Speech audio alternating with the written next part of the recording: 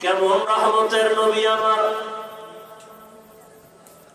যে রহমতের নবীর চেহারা মুবারকে এক নজর দিলে জাহান্নামের আগুন হারাম হয়ে যায়।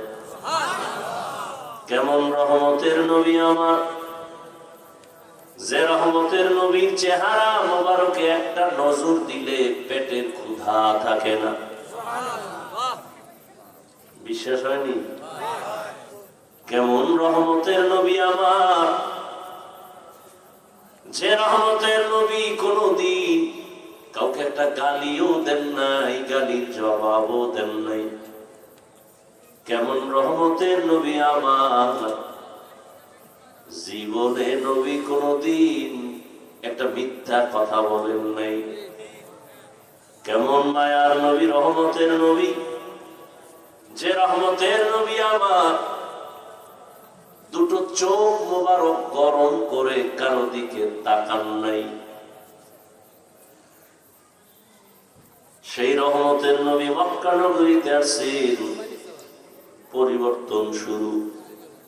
মক্কার মানুষ শ্রেষ্ঠ চরিত্রহীন, এদের মতো চরিত্রহীন মানুষ জমিনের আর কোথাও ছিল না। রহমতের নবী আসছেন, দীর্ঘ 40 বছর নবী চুপচাপ ঠান্ডা মেজাজে চলেন, কাউকে বলেন না তুমি জিকির করো, নামাজ পড়ো, তেলাওয়াত করো। 40 বছর পরে আমার আল্লাহ যখন কোরআন অবতীর্ণ করেছেন, রহমতের নবী দাওয়াতের কাজে নেমে গেলেন। আর মানুষের দাওয়াত দেয়, কুলু লা ইলাহা ইল্লাল্লাহু তুফলিহুন, যদি তোমরা এক আল্লাহর ইবাদতে কালেমা পড়ো, ঈমান আনো, তোমরা কামিয়াব বিনাই যাবে জান্নাতি।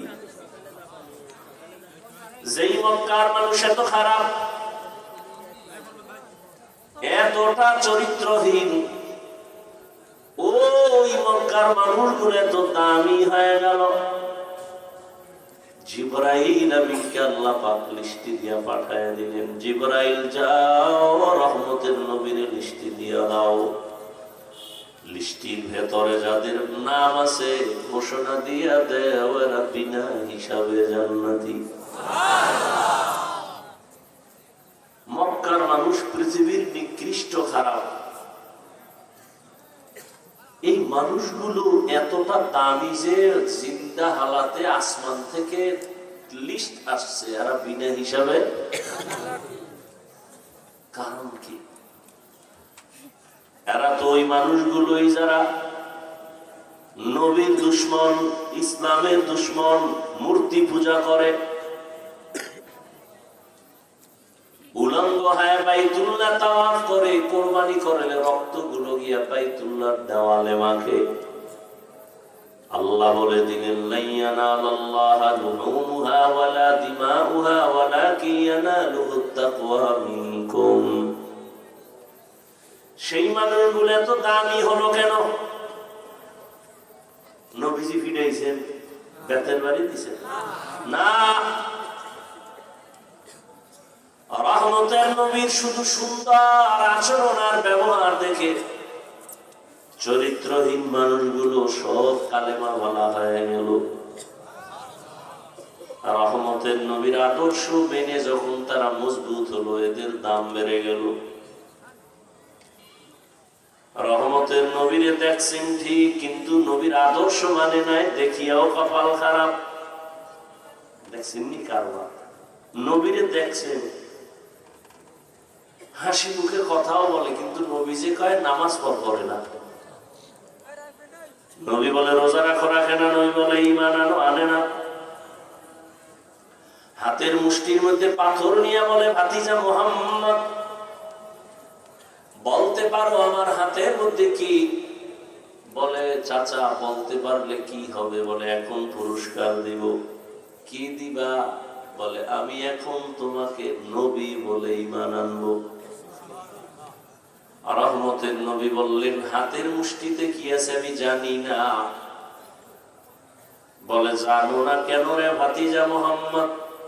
আমি গাইবের মালিক না, গাইবের মালিক আমার আল্লাহ। গাইবের মালিক কে? قل لا يعلم من في السماوات والأرض الغيب إلا الله। হে নবী, আপনিই বলে দেন, আসমানের বাসিন্দারা কেউ গায়েব জানে না, জমিনের বাসিন্দারা কেউ গায়েব জানে না, একমাত্র গায়েবের মালিক আল্লাহ। মেরা এজাজু করতন বেহিসাব, খুকেরা দাতন জওরবে বাসওয়াব। তবে আমি বলতে পারি না হাতে কি, কিন্তু নবী এরপরে বললেন, হাতে কি আছে একটু আওয়াজ দে তো। নবী যখন বললেন হাতের মধ্যে কি আছে আমি তো জানি না, তোরা যা আছে একটু আওয়াজ দে, সাথে সাথে পাথরগুলো কালিমায়ে শাহাদাতের আওয়াজ দিল। বেঈমান পাথরগুলো মাটির মধ্যে ফেলে বলে, ভাতিজা তুমি এত বড় জাদুকর, জানতাম না। মান ইয়াহদিল্লাহু ফাহুয়াল মুহতাদ ওয়া মান ইউদ্লিল ফালান তাজিদা লাহু ওয়ালিয়াম মুরশিদা। আল্লাহ যাকে হেদায়েত দিবেন সে পেয়ে যাবে, যার কপাল খারাপ ও হেদায়েত পাবে না তো পাবেই না, কোনো মুর্শিদও পাবে না। মুর্শিদ মানে জান্নাতের পথ দেখানেওয়ালা, পথ প্রদর্শক, তাও পাবে না। নবীজিরে দেখছে, হাসি মুখে মেহমানদারিও করায়, ভক্তিও করে, শ্রদ্ধাও করে, সম্মানও করে, কালেমা পড়ে না, নবীর আদর্শ মানে না। 13টা বছর নবীরে দেখলো, বয়ান শুনলো, কপালে কালেমা আসলো না। এত বড় বেঈমানের নাম জানেননি? কথা বলেন।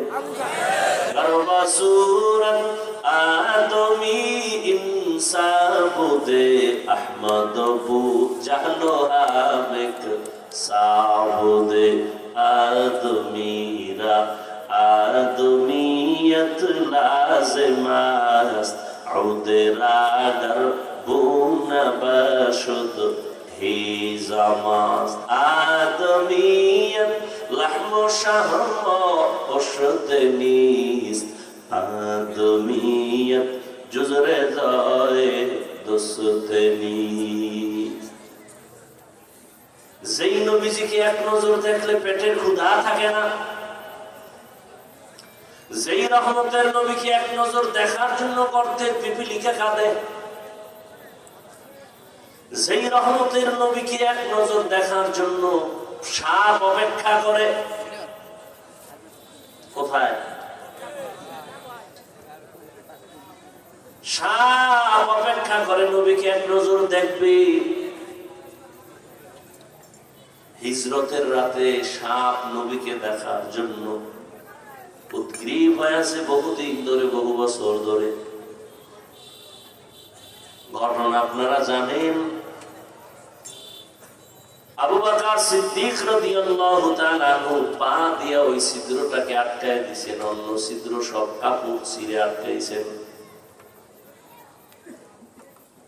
তাহলে যেই নবীকে এক নজর দেখার জন্য সমস্ত প্রাণীরা পাগল আসে। নবীজি রাস্তা দিয়ে যখন চলতেন, দুপাশের গাছগুলো নত হয়ে নবীকে সালাম জানায়। সাহাবায়ে কেরাম বলেন, রহমতের নবী হাঁটতেছেন, আমরা পেছনে আছি, বারবার সালামের আওয়াজ আসতেছে, সালাম কিন্তু মানুষ নাই।